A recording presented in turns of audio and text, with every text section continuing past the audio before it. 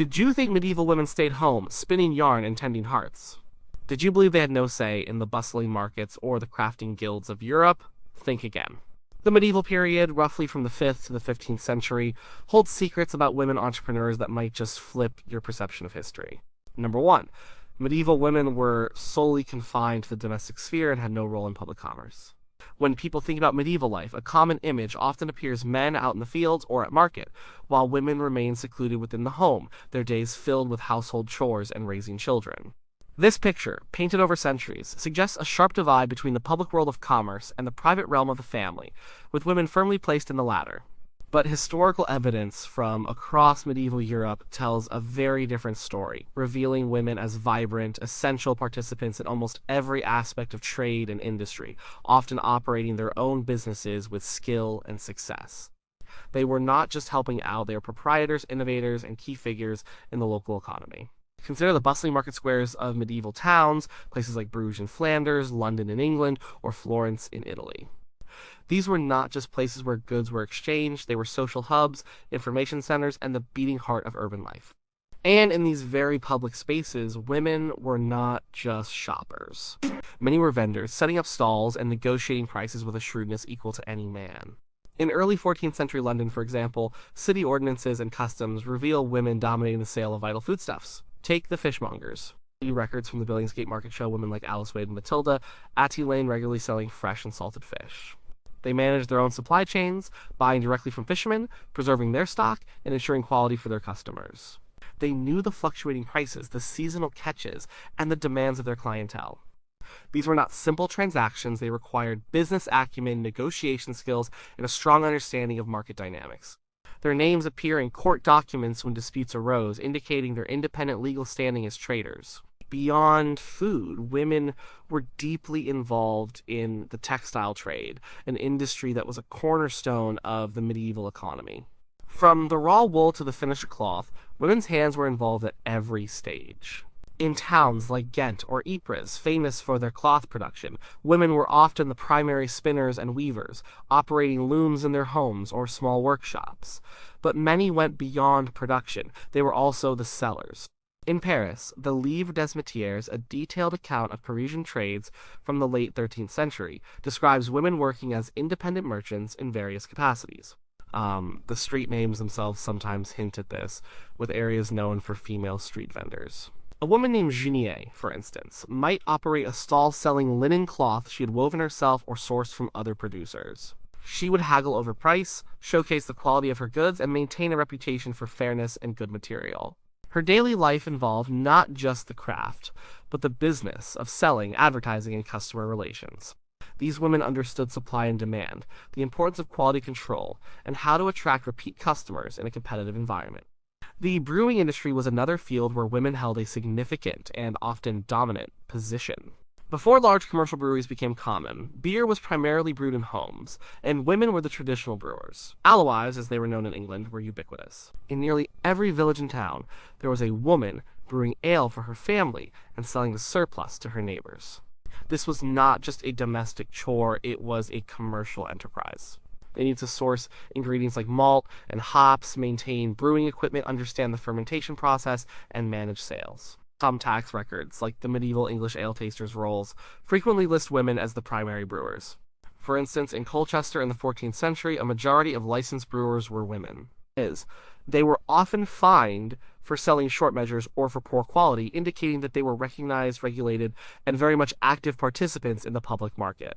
A woman named Emma, known in her village as a particularly good alewife, would have had a steady stream of customers, from laborers seeking refreshment after a long day to travelers passing through. Her success depended on the consistent quality of her product and her reputation within the community. She was a recognized businesswoman, contributing to the local economy. In addition to these common trades, women branched out into a surprising array of specialized businesses. Medieval urban archives, such as city court records and guild registers, contain evidence of women operating as bakers, innkeepers, apothecaries, butchers, shoemakers, chandlers, and even barbers. Consider the woman who ran an inn. This was a complex operation. An innkeeper, like Dame Isabella in 15th century, Canterbury would not only provide lodging and food, but also manage stables for horses, oversee servants, and often run a bustling tavern. She was a public figure, interacting with travelers from all walks of life, managing financial accounts, and ensuring the safety and comfort of her guests. Her business was a central point in the community, providing essential services and generating income. Her success was directly tied to her ability to manage staff, stock, and customer expectations, all in a very public commercial setting. Even in professions seemingly dominated by men, women found niches and sometimes even led the way. In the fishing industry, while men were primarily the fishermen, women were often the wholesalers and retailers, bringing the catch to market, cleaning and preparing it, and managing its sale. In cities with major ports, like Bristol in England or La Rochelle in France, records indicate women were integral to this entire process. They controlled distribution, negotiated with fishermen for bulk purchases, and navigated the logistics of getting perishable goods to consumers before they spoiled.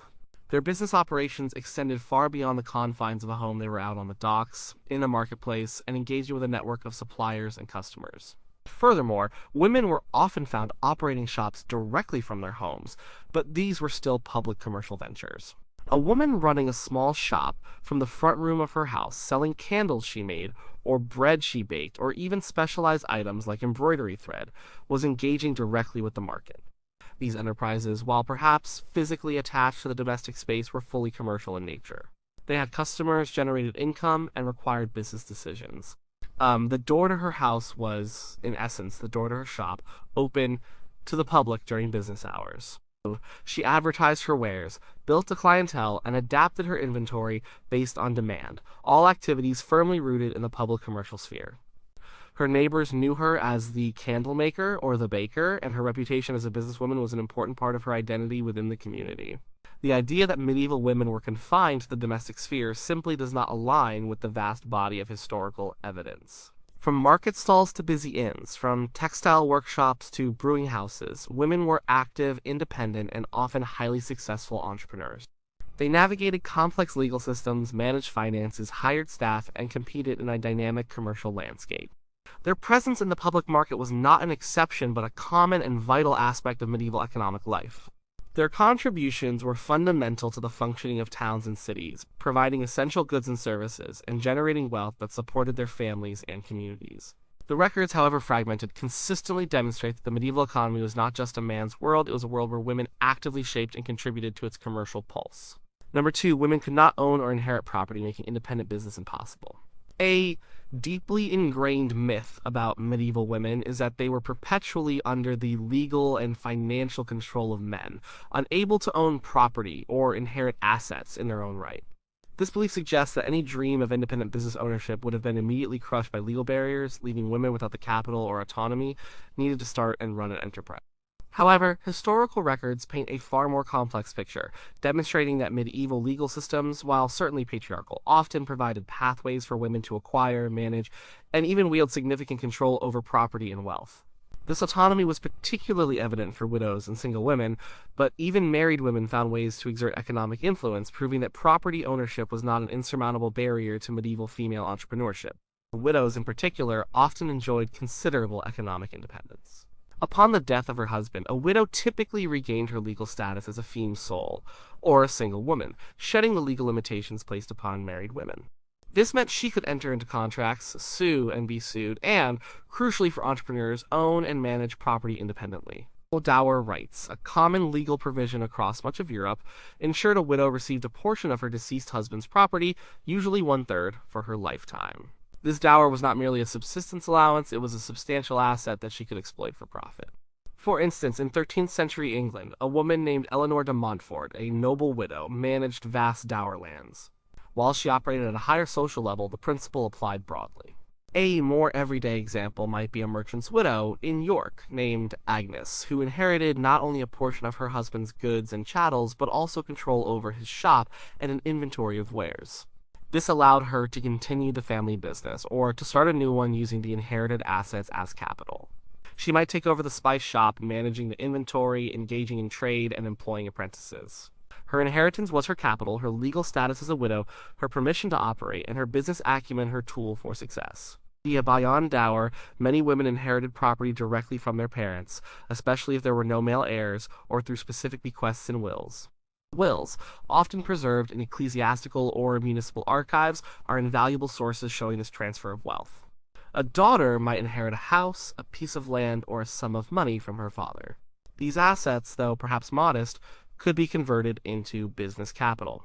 For example, a woman in 14th century Paris, Isabel, might inherit a small plot of land within the city walls. She might then build a workshop on it, perhaps a bakery or a dye works, using the land as a base for her enterprise. The fact that she owned the land meant she had a stable location, did not have to pay rent, and could potentially use it as collateral for a loan, though formal loans were less common for women. The control of a physical space was a significant advantage for any medieval business. Single women, whether they never married or were adult women yet to marry, also held legal independence. They too could own property, enter contracts, and engage in business without requiring a male guardian's permission. In cities where economic opportunities were more diverse, it was not uncommon for women to remain single and pursue trades. For example, in medieval Germany, particularly in cities like Cologne or Augsburg, single women were active in various crafts.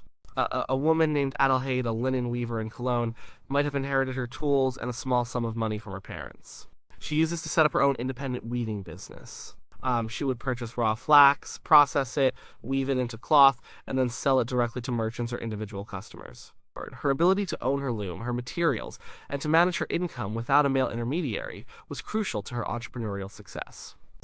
Her independent status gave her the legal freedom to conduct business transactions and handle her own finances, which was essential for daily operations. Even married women, despite the legal concept of coverture, which typically subsumed a wife's legal identity under her husband's, found ways to operate businesses.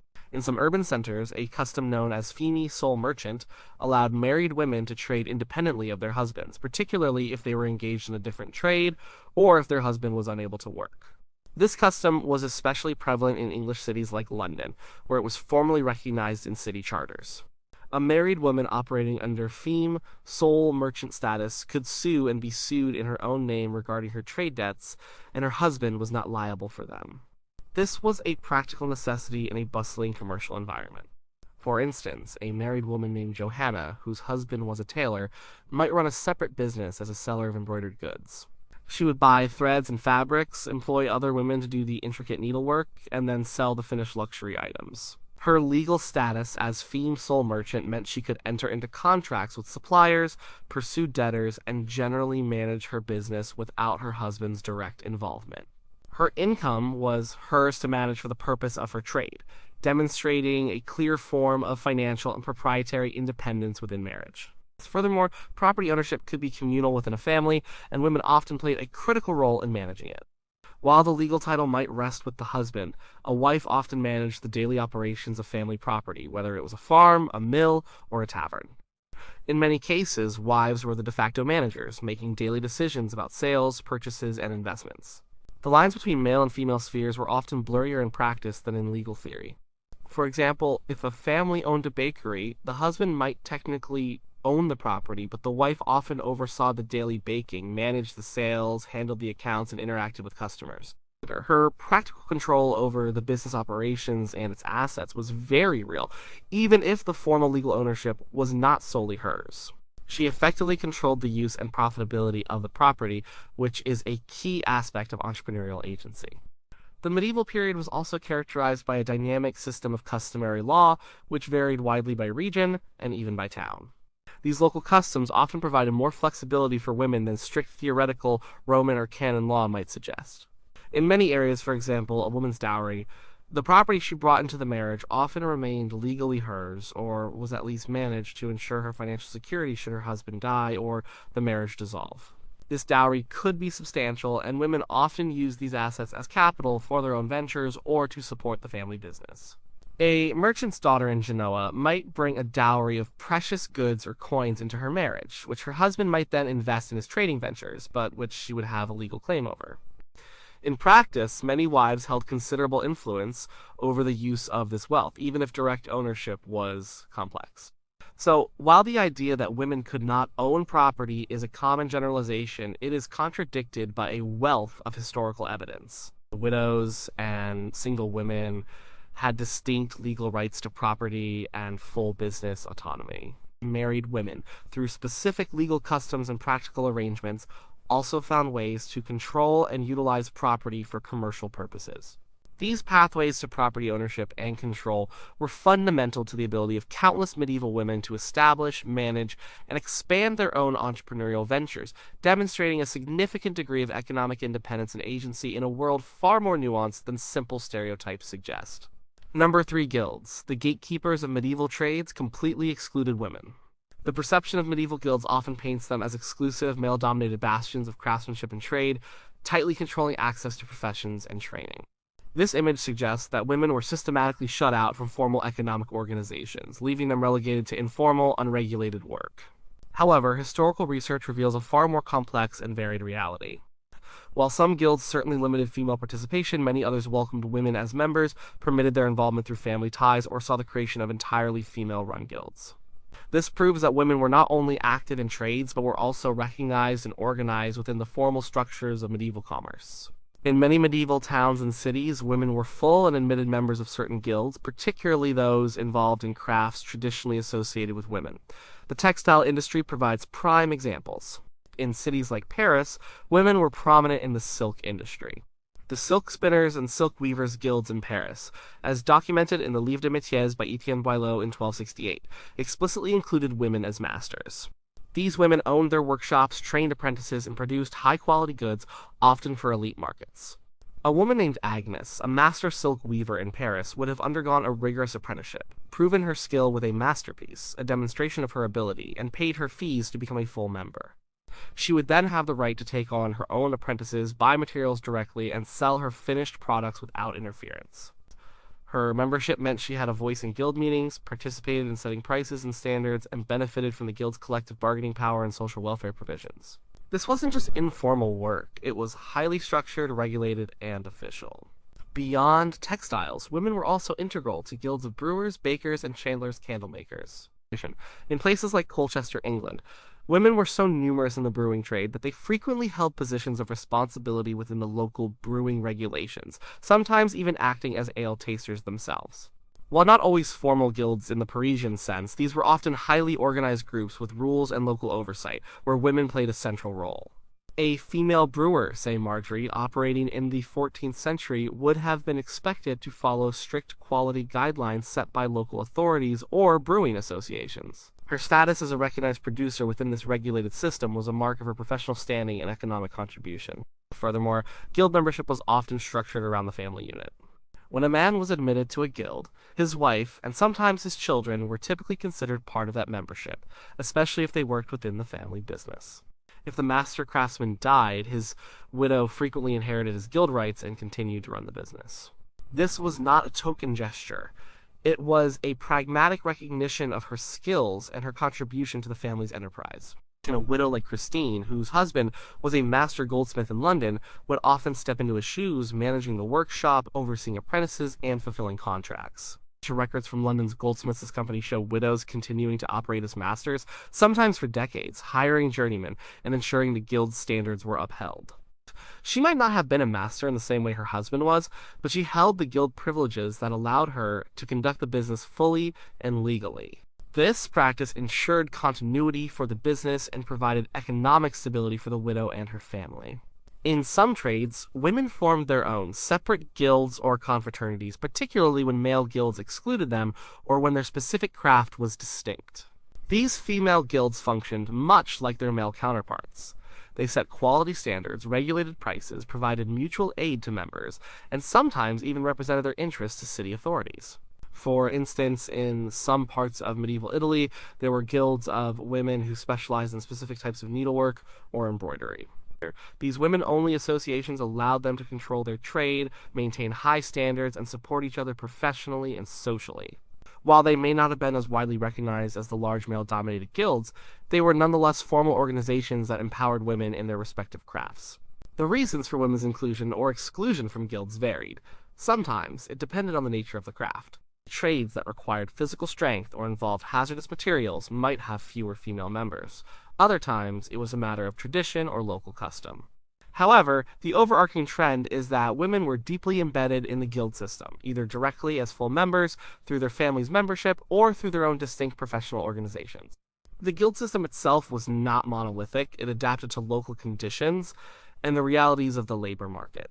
Consider the role of women in the production of illuminated manuscripts. While monastic scribes were often men, there were numerous lay scriptoria where women worked. In cities like Paris, women were involved in book production, not just as scribes, but also as illuminators and binders. While perhaps not formal guilds in all cases, these workshops often operated with guild-like structures with master craftswomen training apprentices. A woman named Anastasia, working in a Parisian scriptorium in the 14th century, might be a highly skilled illuminator commissioned to add intricate designs to luxurious manuscripts. Her skill was recognized, and her work commanded high prices. Her participation was often facilitated by her family's involvement in the trade, but her individual contribution was undeniable. Even in crafts that were largely male-dominated, women often had roles in specific stages of production or in the retail side. For example, while blacksmiths were typically men, women might be involved in preparing the charcoal or selling the finished iron goods at market. In hat making, women were essential in the lighter, more delicate stages of production, such as decorating or finishing hats, and often ran the retail shops. A hat maker's wife, for instance, might be the face of the shop, managing inventory and sales, while her husband did the heavier crafting. Her role was not merely supportive, it was an integral part of the business's success, and often required specialized knowledge of the market and customer preferences. The narrative of guilds completely excluding women is a simplification that overlooks the fluid and diverse nature of medieval craft and trade organizations. Women were not just on the fringes, they were often at the very heart of numerous industries, participating as master craftswomen, apprentices, family members, benefiting from guild privileges, and members of their own specialized associations. Their involvement ensured the continuity of family businesses, contributed to the local economy, and allowed them to build independent careers and achieve professional recognition within the formal structures of medieval society. The evidence from guild records and urban documents across Europe consistently demonstrates that the gates of the guilds were not always closed to women in many cases, they were wide open. Number 4. Any business activity by medieval women was strictly small-scale, informal, and insignificant. A prevalent misconception about medieval women entrepreneurs is that their business ventures, if they existed at all, were always confined to tiny, informal operations, perhaps a simple market stall or a home-based craft, without any significant impact on the wider economy. This idea suggests that women lacked the capacity, resources, or ambition to engage in large-scale commerce, complex financial dealings, or extensive networks. However, historical records reveal that many medieval women managed substantial, complex enterprises that spanned regions, involved significant capital, and played crucial roles in the economic landscape, proving their ventures were far from insignificant. Consider the wealthy merchant women of Italian city-states like Florence and Venice. While often operating within family merchant houses, women were not merely figureheads or silent partners. They actively managed intricate aspects of trade, often taking over vast enterprises upon the death of their husbands or fathers. Take Margherita Dattini, the wife of Francesco Dattini, a prominent merchant of Prato in the late 14th and early 15th centuries. Her husband's extensive business correspondence, preserved in the Dattini archive, reveals her significant involvement in managing their various ventures. While Francesco traveled, Margherita managed the daily operations of their Prato household and business interests. This included overseeing the manufacture of textiles, managing agricultural properties, dealing with legal disputes, handling shipments of goods, and maintaining complex financial records. She was responsible for paying suppliers, collecting debts, and negotiating prices. Her letters show her making crucial business decisions, providing sharp financial advice, and even chiding her husband for his business dealings.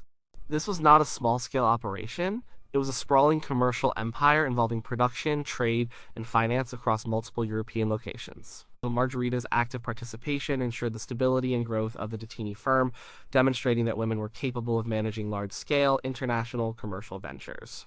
Beyond the prominent merchant families, women engaged in large-scale production and wholesale. In Northern Europe, particularly in Flanders and England, women were deeply involved in the cloth industry, which was a major economic driver. While many women worked as spinners or weavers, some rose to become significant cloth producers and merchants.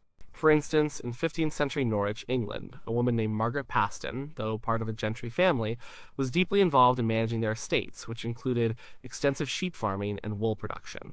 She oversaw the entire process from shearing to the sale of wool or finished cloth. She negotiated with buyers, managed laborers, and made strategic decisions about the scale of production. Her correspondence reveals her meticulous attention to detail in financial matters and her shrewdness in business dealings. Her scale of operations rivaled that of many male landowners and merchants, significantly contributing to the regional economy. This was far from a simple cottage industry.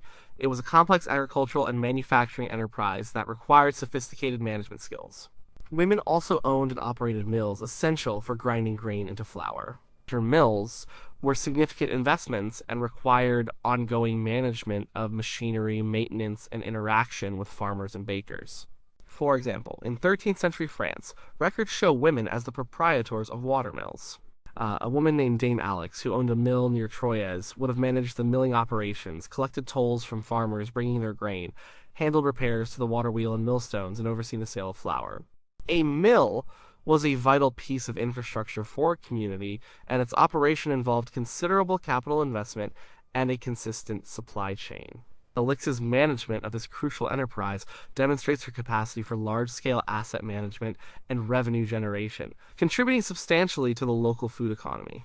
The urban retail sector also saw women managing surprisingly large establishments. Innkeepers, as mentioned before, often ran complex businesses, but some women operated very large inns that catered to a diverse clientele, including wealthy merchants and noble travelers. These establishments were not just places to sleep, they were multifaceted businesses that included dining rooms, stables, often brewing facilities, and sometimes even money exchange services. A woman like Joan, who ran a major inn on a busy pilgrimage route in England in the 14th century, would have managed a considerable staff, a large inventory of food and drink, and a steady stream of income and expenses. Her business was a significant employer in its locale and a crucial node in the travel and trade networks of the time. The scale of her operations required advanced organizational skills, financial oversight, and a deep understanding of hospitality. Furthermore, women were involved in the timber and charcoal trades, industries that required considerable logistical planning and access to natural resources. In certain forested regions of medieval Europe, women oversaw the production and sale of charcoal, a critical fuel source for blacksmiths, brewers, and households. They might manage teams of charcoal burners, arrange for the transportation of timber, and negotiate contracts for sale to urban centers. This was not a small-scale operation. It involved managing natural resources, labor, and a supply chain, directly impacting the industrial output of their regions. A woman named Katrin, operating in a German forest in the 15th century, would have been a significant player in the local economy, providing an essential commodity. Her business involved complex logistics, resource management, and understanding of market demand. Even in finance, which is often perceived as exclusively male, women engaged in transactions that went beyond simple household budgeting. While large-scale banking houses were primarily male-dominated, women participated in substantial lending and investment. As mentioned, women invested in trade ventures, loaned money to individuals, and managed significant inheritances that needed to be strategically deployed. Their actions, whether as independent lenders or investors in shipping, had a direct impact on the flow of capital and the financing of larger commercial activities. The cumulative effect of these smaller but numerous investments could be substantial, fueling broader economic growth. The notion that medieval women's business activities were inherently small-scale or insignificant simply does not hold up against the evidence. From managing vast family merchant empires and large agricultural estates to operating vital infrastructure like mills and large inns, and even engaging in significant trade and finance, women were active participants in and often driving forces behind some of the most important economic sectors of the medieval period. Their ventures were often complex, required considerable capital and skill, and had a tangible impact on local and regional economies. Their entrepreneurial spirit and capabilities were just as expansive and influential as those of their male counterparts, disproving the idea that they were limited to minor, informal contributions. Number 5, medieval women lacked financial agency and access to capital for entrepreneurial ventures. As a persistent myth suggests that medieval women, largely seen as economically dependent on men, possessed no financial agency and thus had no independent access to capital to start or grow entrepreneurial ventures. This perspective implies that without their own funds or the ability to secure loans, women were effectively barred from participating in the broader economy as independent actors. However, historical records consistently reveal that medieval women, through various legal, social, and customary means, acquired, managed, and deployed significant financial resources, demonstrating a robust financial agency that directly enabled their entrepreneurial pursuits. They were not merely passive recipients of wealth, but active managers, investors, and even lenders. One of the most significant sources of capital for medieval women was inheritance. While primogeniture often favored male heirs for land, women often inherited movable property, cash, and sometimes even real estate, especially in urban environments or when male heirs were absent. Wills, preserved in ecclesiastical or municipal archives, are invaluable sources showing women as direct beneficiaries of substantial assets. For instance, in late 14th century London, a woman named Matilda was documented inheriting a sum of money and a collection of household goods from her deceased brother. She used this inheritance to establish herself as a silk merchant, purchasing raw silk, hiring other women for weaving, and then selling the finished luxury fabric from a small shop she rented near St. Paul's Cathedral. Her initial capital came directly from her inheritance, providing the foundation for her independent business venture. She controlled these funds entirely, making decisions about investment, expenditure, and profit. Or dower rights, which provided a widow with a portion of her husband's estate, typically 1/3 of his real estate and a share of his movable goods for her lifetime, also served as a crucial form of capital. This dower was not merely for subsistence, it was a legally recognized asset that the widow could manage and exploit. A widow, for example, might inherit control over a portion of her deceased husband's commercial property, such as a shop or a warehouse, or a share of his business inventory. She could then choose to continue the business, sell off assets, or invest the capital in a new venture. In many instances, the widow simply stepped into her husband's shoes, continuing his trade using the inherited capital. Records from medieval German towns like Lübeck show widows successfully continuing and even expanding their late husband's merchant businesses, utilizing the inherited stock and connections as capital. They would continue to manage trade routes, engage with suppliers and buyers, and oversee employees, all leveraging the financial resources they had gained through their dower. As women also held substantial financial power through their dowries, the property or money they brought into a marriage. While dowries were often managed by the husband during the marriage, they typically remained the wife's property legally, intended to provide for her in widowhood or if the marriage dissolved. In practice, especially in wealthy merchant families, these dowries could be substantial, consisting of cash, jewels, goods, or even income-generating property. Women often exerted considerable influence over how these dowries were used. A wealthy Venetian woman's dowry, for example, might include a substantial sum of gold ducats. While her husband might invest these in his trading ventures, she often retained a strong say in their deployment, essentially acting as an investor in her husband's or the family's business. In some cases, the dowry might even be used as capital for a business she operated independently, especially if she had female sole merchant status in a city like London. She would be able to directly access and utilize her dowry for business purposes, buying inventory, or securing a workshop. Beyond formal inheritance and dowries, women actively engaged in lending and borrowing. While large-scale banking was predominantly male, women participated in small-scale lending, effectively acting as pawnbrokers or providing credit to neighbors and fellow artisans. In city court records from places like Paris and London document women providing small loans, often secured by pledges of clothing, tools, or household goods. A woman named Beatrice in 13th century Paris is recorded in legal documents as having lent money to various individuals, suggesting she had a surplus of funds and was willing to put them to work for a profit. This demonstrates, not only access to capital, but also the financial acumen to manage risk and repayment schedules. These were not just charitable acts, they were often shrewd financial dealings aimed at generating income. Women also accumulated capital through their own labor and successful business operations. A woman who ran a successful bakery, for example, would accumulate profits that she could reinvest in her business, expand her premises, or diversify her offerings. This self-generated capital was crucial for growth. An alewife like Emma, who consistently brewed popular ale, could use her profits to purchase more malt and hops, upgrade her brewing equipment, or even buy a better location for her alehouse. This organic growth, fueled by her own entrepreneurial success, shows direct financial agency. She earned the money, she decided how to spend it, and she made the financial choices that directly impacted her business's trajectory. Furthermore, women often managed extensive household estates, which, while primarily domestic, involved significant financial responsibilities. Managing an estate, whether rural or urban, required handling large sums of money, overseeing budgets, making purchasing decisions, and often supervising the sale of surplus produce or goods. This experience honed their financial management skills and gave them practical control over substantial assets. A noblewoman managing her household, even if her husband was alive, often oversaw a large financial budget, including wages for servants, procurement of supplies, and management of various income streams from land or other properties. Her decisions directly affected the financial well-being and economic output of the entire state, acting as a chief financial officer on a large scale. The presence of women in financial transactions is further evidenced in property deeds and leases, where women appear as lessors or lessees, sometimes independently. In urban centers, women rented out property they owned, generating income or leased property for their own businesses. These transactions required financial literacy and the ability to negotiate and manage legal agreements. A woman owning a house that she rented out to tenants was effectively an independent landlord, managing an asset and deriving income from it.